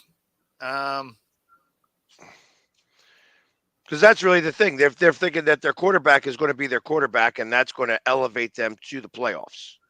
Sure. I do think they need a little bit better offensive line play, though. So, I mean, maybe you do franchise tag him, but there are some good, I don't know. Yeah. Here's the deal. I look at 1152 is not bad. I would probably look at Ayuk and what he did in terms of yards per catch, and then maybe use that as a barometer because I think he was around 1,400 and some change and total yardage. And I know him being at 1,100. And then I would say, okay, look, here's Ayuk at 14 something. You're like down here at 11 something. I'm a franchise tag you this year. Let's see what you do under Anthony Richards at a full season. Hopefully, healthy Anthony Richards. And then we can revisit it next year. And while we're doing that, we're going to address these other needs to hopefully get to a Super Bowl. And I think you're right. I think that offensive line has got to be where you put some of that money specifically. And I do still think they need another wideout to complement Pittman Jr. It doesn't have to be and again, this could be addressed in the second round, but you need to get somebody to complement Pittman Jr. to take some of the pressure off of him. And I also think some of that defense still needs to be relooked. I know you got Jonathan Taylor under contract, so you don't have to worry about your running back. But still, some of that defense needs to be looked at, and the offensive line has got to be paramount. And everything after that, you can look at another round. Okay, all of which I agree there. Because if they had a better offensive line, maybe AR would not have gotten hurt. Exactly. Absolutely. And he was actually having a really good season up until the point where he got hurt. So yeah, I mean, the problem was he got hurt multiple times this year. And I mean, a lot of that is because the pressure came in. He tried to play, some hero ball and run, and then ultimately gets hurt. So he needs that protection. Yeah. Correct. Next team on the list, the Jacksonville Jaguars. Can you get an entire defense with one pick? Like that's what I was thinking, but I'm glad you said it. Yeah, I mean they need some stuff. And their biggest guy is got to get re-signed. Josh Allen, as funny as that sounds. They do have to sign him. Yeah, he's at 17.5 sacks this year, and they need to sign him or else he's going to walk too. Yeah. Well, they're going to resign him. I think they do resign him. The point is what does their cap room look like after they sign him?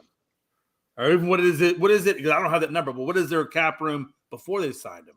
I don't know that answer. And I don't either, but I think that's something that's got to be in consideration. You've got to sign Josh Allen. Let's just get that out of the way. That's your best guy. Yeah. You're going to give him the Quan, and then you're going because look, what you get in him. You don't know what you get in the draft. You know whatever, but you know what you got in him. So you got to build everything around that guy. Yeah, no, I mean, dude's a monster. You have to keep him on your roster. Yes, I agree. So then you're worried about Ridley, but I don't know if Ridley's your guy. I don't know that he's that big of a deal. Calvin Ridley. I think there's other ways you can go. Like if you could keep him, cool. If you can't, there's other options. The one thing I love about Calvin Ridley is like last year he didn't do a whole hell of a lot.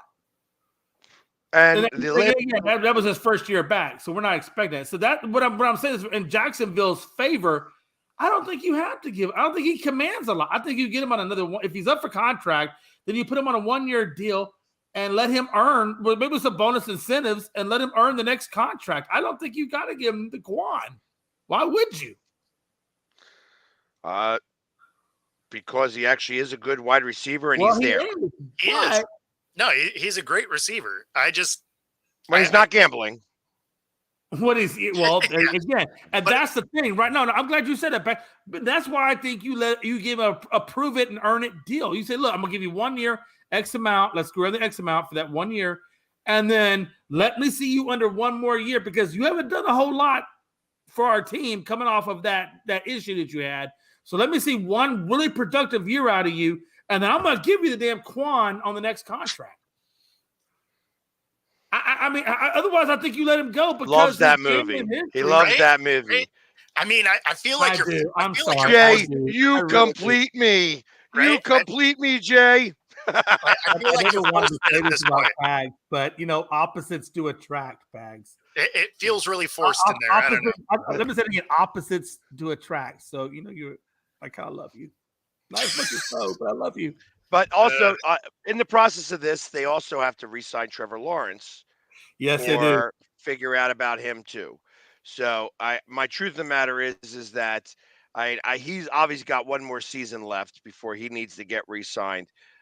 If I am the general manager, I'd consider giving Josh Allen the franchise tag, doing Ridley, and working on Trevor Lawrence's extension this year because that's going to be the bigger extension of the two. And then, Ridley, I'd almost let him slide. Yeah. Like you just figure out, like, hey, do you want to stay? I'll offer you a contract that would be worthwhile.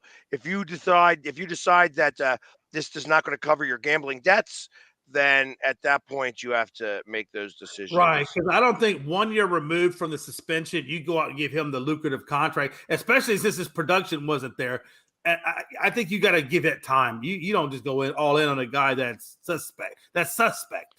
No, and that's why I said if you could sign him, cool, but that's not a requirement. You got other things. And let me ask you this, guys: what other team out? Well, I don't want to say because I'm sure there is a team out there, but how many other teams out there, based on his last year's production and his gambling issues, is going to go out there and just give him the contract you think he's looking for?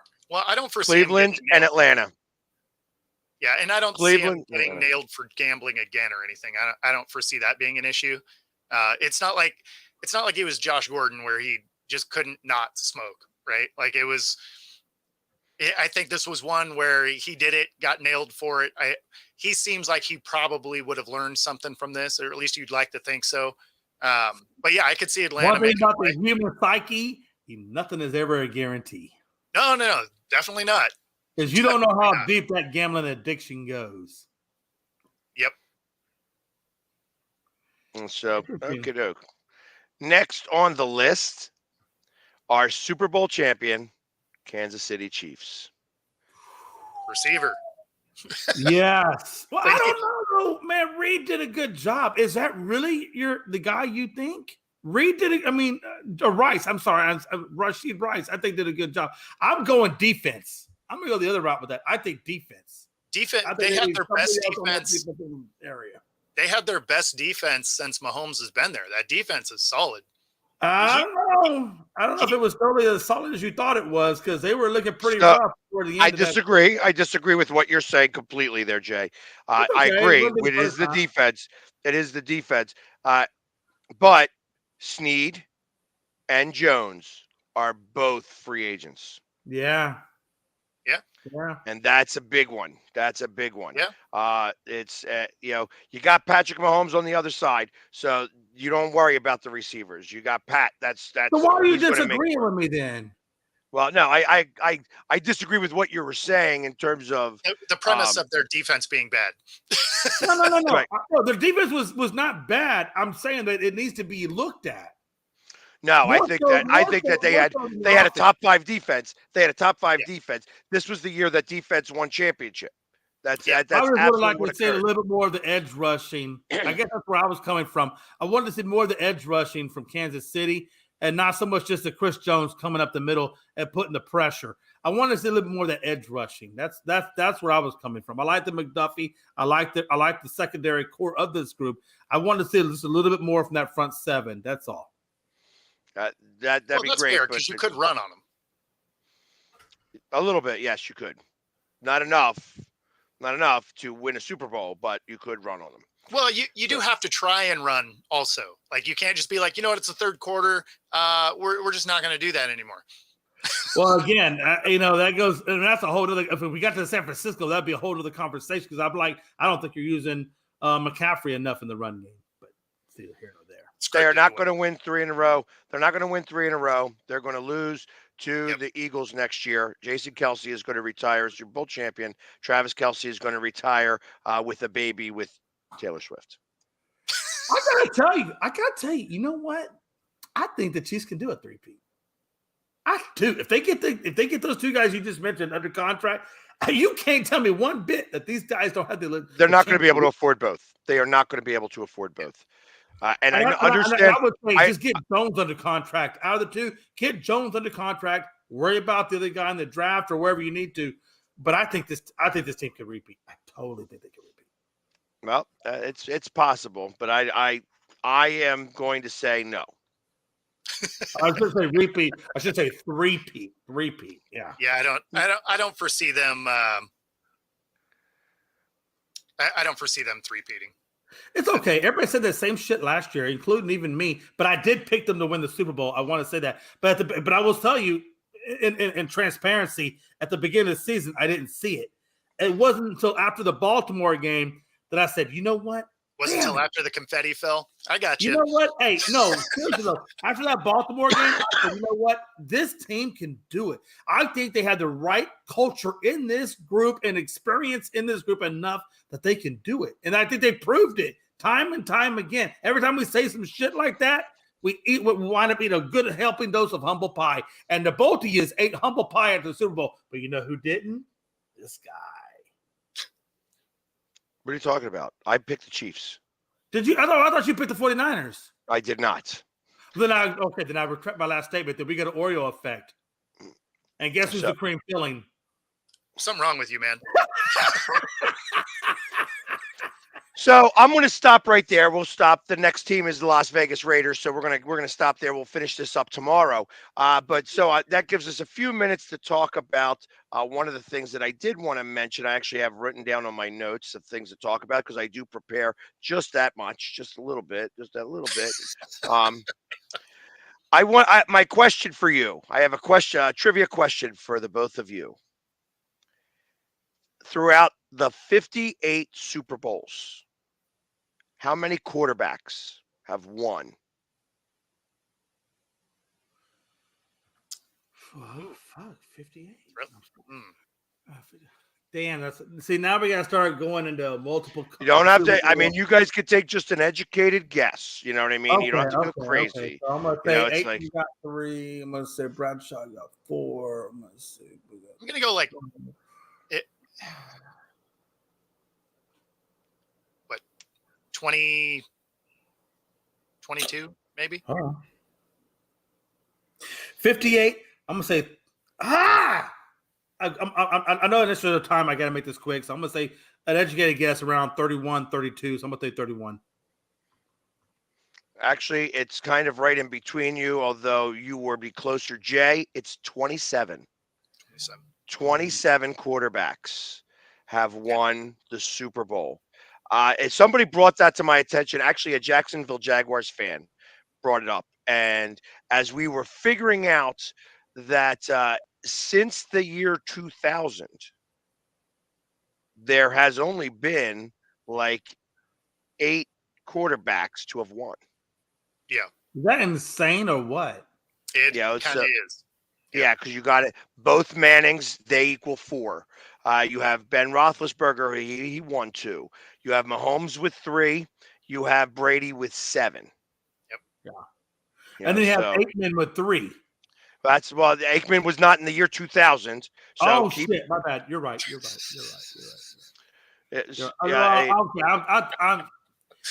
bro, you could just die. Damn it. So natural causes.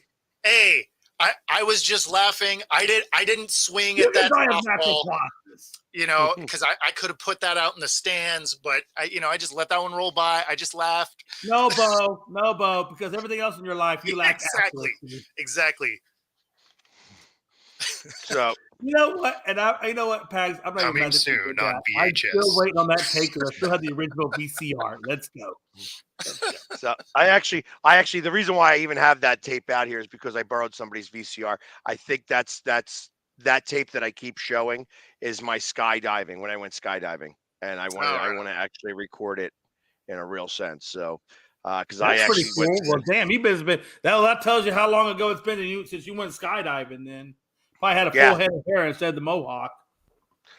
Yes, I did. In fact, somebody posted a picture yesterday. They wanted me to show my Navy picture, and they showed me a picture of me from when I was in the Navy to yesterday when I was all painted up in Flyers gear, and it was a very unique difference, to say the least. Maybe that's something that you wouldn't mind sharing with the viewers, because I honestly would be curious to see your Navy photo. To be honest with you, so maybe that's something I'll we get show for that. later show.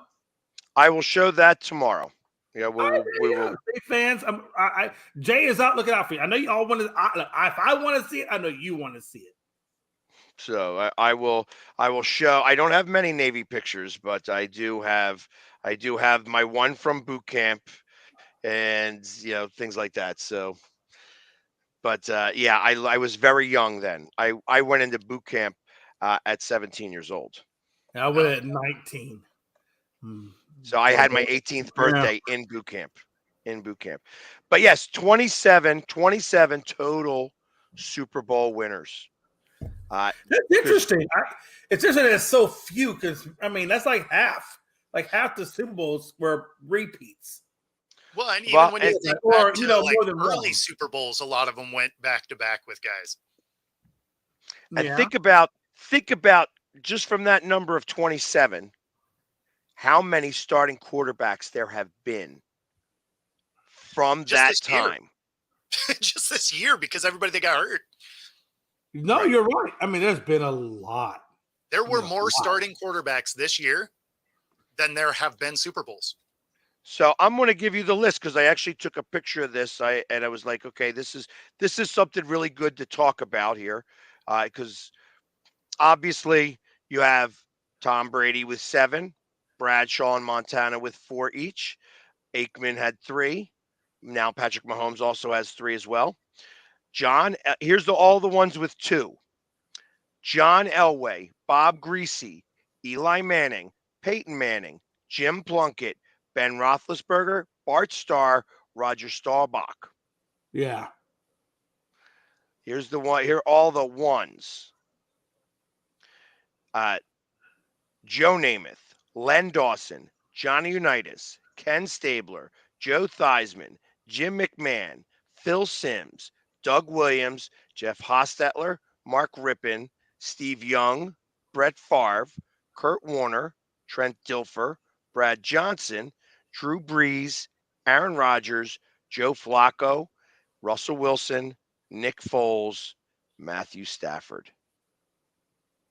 Let me ask you a question. On all the ones that you named that have one Super Bowl to their name, why is it that it's Joe Namath's name? Because he only has one like everybody else, but his name is kind of still somewhat legendary in the NFL sports world. It's weird. Like, you know what I'm saying? Like, it has that mystique to his name. Well, here's the reason. 1, he called his shot. 2, he was the first one to win from the AFC. Okay, that's a good point. And he did have that Joe Flair with the mink coats and stuff. If he lost that Super Bowl, it was possible that the AFC was not going to merge. Because it took that win for them to actually do the merger and make it under one NFL. And that's a cool history moment, by the way, on this show. You got that cool history. Because quite honestly, I didn't know that. I'm glad you brought that up because I didn't know that. Interesting. Okay. Cool. Yeah, that's just the way it was. So and then of course the following year was Kansas City, Right. and their iconic coach. I just remember Kansas City rolled over them like it was like a crush of Kansas City. Think about this though, you know, back in the day, how many rounds were there in the draft? How about this? How many rounds were in the 1980 NFL draft? Let's see. That had like 8, didn't it? Say one more time that question, please. It was like 8 or 10 rounds, something like that. You're way off. I thought it was longer than the draft is today. It is longer. So in 1980, it was 12 rounds, but I think that they even goes back. Let's go 70. How many rounds were there? But also, the draft has grown over obviously the decades then because more people are now in it. It shrank. Right. It shrank back down. It's shrank to 7 now, and 7 is all they're going to have from here on out. But in 1970, there was 17 rounds. Ooh, wow. So that's crazy. And in 1960, 20 rounds. But there was only 240 selections. So you had 20 rounds of, 12 teams picking.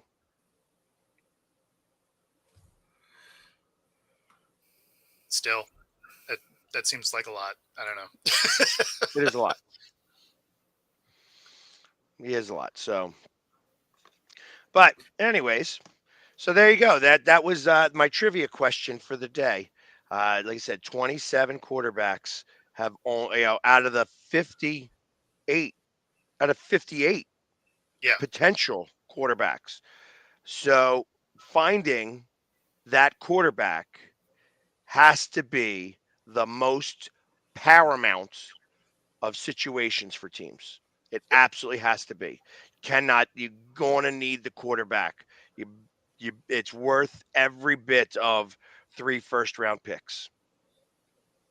So, Chicago. If you think it's your guy. Chicago, you should think about that.